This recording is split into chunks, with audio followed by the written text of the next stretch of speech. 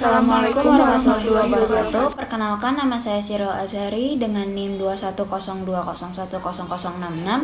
Perkenalkan, nama saya Najia Sariul Wapa dengan NIM 21020100074. Perkenalkan, nama saya Tatia Layinu Nur Alia dengan NIM 21020100041. Perkenalkan, nama saya Rara Ariti Dinisa dengan NIM 21020100073 dari Manajemen B. Alam. Umat Islam hendaknya meyakini bahwa dunia bukanlah satu-satunya alam yang menjadi tempat tinggal bagi manusia. Masih ada alam lain yang akan disinggahi oleh manusia hingga hari kiamat tiba. Setelah melewati alam dunia, manusia akan bertemu alam kubur yang menjadi gerbang batas antara kehidupan dunia dan kehidupan akhirat. Alam kubur menjadi tempat tinggal orang-orang yang sudah meninggal hingga datangnya hari kiamat kelak. Kiai Haji Ali Mustofa Yakub dalam buku Fatwa Imam Besar Masjid Istiqlal menjelaskan, terdapat 3 alam yang berkaitan dengan posisi manusia dengan ruhnya. Ketiga alam tersebut yaitu alam dunia. Alam dunia sebagai tempat ujian bagi manusia. Hakikat kehidupan dunia sebenarnya adalah ujian bagi manusia seberapa mampu bisa menjalankan perintah Allah Subhanahu wa Ta'ala. Dunia sesungguhnya menjadi tempat manusia untuk berlomba mengumpulkan amal kebaikan, seperti yang difirmankan Allah dalam Quran Surat Al-Kahfi ayat 7.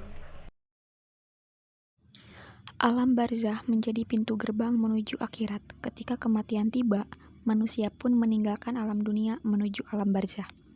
Alam barzah adalah alam kubur yang merupakan pintu gerbang atau alam perbatasan antara dunia dan akhirat.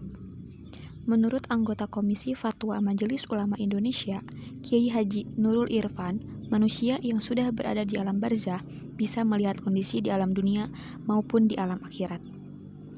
Selain diperlihatkan keadaan 2 alam, yakni dunia dan akhirat, disebutkan manusia di alam barzah juga ada yang sudah mendapatkan balasan akibat perbuatannya di dunia. Karena itu, ada istilah yang disebut siksa kubur. Perlu diketahui bahwa alam barzah merupakan pembeda dari alam dunia dan akhirat, seperti disebutkan dalam Quran Surat Ar-Rum ayat 55 dan 56. Pada saat hari kebangkitan tiba atau Yaumul Ba'ats, semua makhluk yang ada di alam barzah akan dibangkitkan kembali oleh Allah Subhanahu wa Ta'ala untuk menuju beberapa alam sebelum masuk ke kehidupan akhirat, surga atau neraka. Di Yaumul Ba'ats, setiap manusia akan memasuki beberapa alam lain, yakni Yaumul Mahsyar, yang artinya hari dikumpulkannya manusia di padang mahsyar setelah kebangkitannya. Ada Yaumul Hisab yang artinya hari perhitungan amal, barulah setelahnya ditetapkan kehidupan akhirat berupa surga dan neraka. Alam akhirat sebagai tempat yang kekal bagi manusia setelah alam dunia. Setiap muslim yang beriman wajib percaya akan adanya alam akhirat sebagai tempat yang kekal bagi manusia seperti tercantum dalam Al-Quran Surat Al-Ghafir ayat 39. Alam akhirat disebut juga sebagai Darul Qoror, yakni alam di mana manusia kembali dibangkitkan untuk mendapatkan balasannya, dan saat jasad dan ruh kembali bergabung. Pada masa ini, kebangkitan kembali manusia dengan tubuh ukurawinya akan didasarkan pada wujud mental yang membentuk karakter manusia itu. Manusia pada hakikatnya sebagai salah satu makhluk ciptaan Allah Subhanahu wa Ta'ala. Menurut kisah yang diterangkan dalam sumber utama ajaran Islam, yaitu Al-Quran, bahwa Allah menciptakan manusia berikut dengan tugas-tugas mulia yang diembannya. Islam menjelaskan bahwa Allah Subhanahu wa Ta'ala menciptakan manusia berasal dari tanah, kemudian menjadi nutfah, alaqah, dan mudghah, sehingga akhirnya menjadi makhluk Allah Subhanahu wa Ta'ala yang paling sempurna dan memiliki berbagai kemampuan. Allah Subhanahu wa Ta'ala sudah menciptakan manusia ahsanul taqwim, yaitu sebaik-baik cipta, dan menundukkan alam beserta isinya bagi manusia agar manusia dapat memelihara dan mengelolanya serta melestarikan kelangsungan hidup di alam semesta ini. Al-Quran tidak memaparkan secara rinci asal-usul manusia tercipta. Al-Quran hanya menerangkan tentang prinsipnya saja. Terdapat ayat-ayat Al-Quran mengenai penciptaan manusia. Salah satunya terdapat pada surat Nuh ayat 17. surat As-Saffat ayat 11, surat Al-Mu'minun ayat 12-13, surat dan surat Al-Hajj ayat 5. Tugas manusia diciptakan yaitu untuk mengimplementasikan tugas-tugas ilahiyah yang mengandung banyak kemaslahatan dalam kehidupannya. Manusia membawa amanah dari Allah yang mesti diimplementasikan pada kehidupan nyata.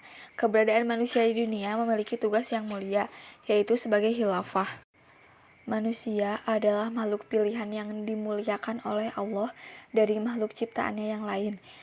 Dengan segala keistimewaannya yang ada pada manusia, seperti akal manusia yang mampu membedakan antara yang baik dan yang buruk, kemudian memilihnya.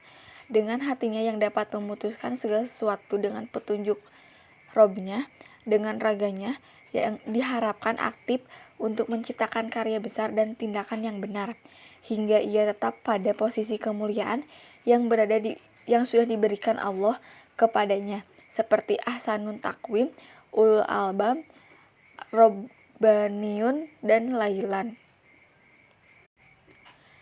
Maka dengan semua sifat kemuliaan dan semua sifat insaniyah yang ada pada kekurangan dan keterbatasan, Allah Subhanahu wa Ta'ala menugaskan misi khusus kepada manusia untuk menguji dan mengetahui mana yang jujur, beriman, dan dusta dalam beragama. Kesempurnaan akal senantiasa menuntut manusia untuk berpikir. Oleh sebabnya, pencarian umat manusia terhadap kebenaran ajaran agama yang dianutnya tidak pernah lepas dari muka bumi ini.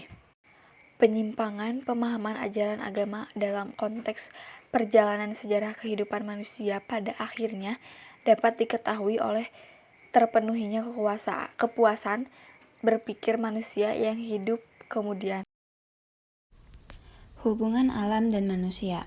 Sebagai ciptaan Allah, alam berkedudukan sederajat dengan manusia. Namun, Allah menundukkan alam bagi manusia dan bukan sebaliknya.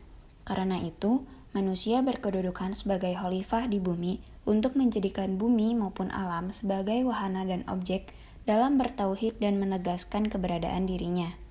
Perlakuan manusia terhadap alam tersebut dimaksudkan untuk memakmurkan kehidupan di dunia dan diarahkan kepada kebaikan di akhirat.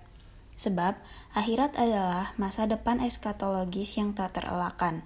Kehidupan akhirat akan dicapai dengan sukses jika kehidupan manusia benar-benar fungsional terhadap alam dan beramal soleh. Maka, jelas hubungan alam dengan manusia merupakan hubungan pemanfaatan alam untuk kemakmuran bersama.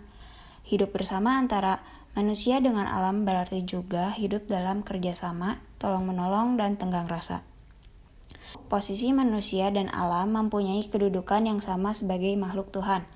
Manusia, alam, dan segala yang ada di dalamnya mempunyai kesatuan primordial, yaitu kesatuan kemakhlukan. Sebagian dari diri manusia juga berasal dari unsur alam, sehingga ia sering disebut sebagai mikrokosmos yang mewakili alam besar. Terima kasih.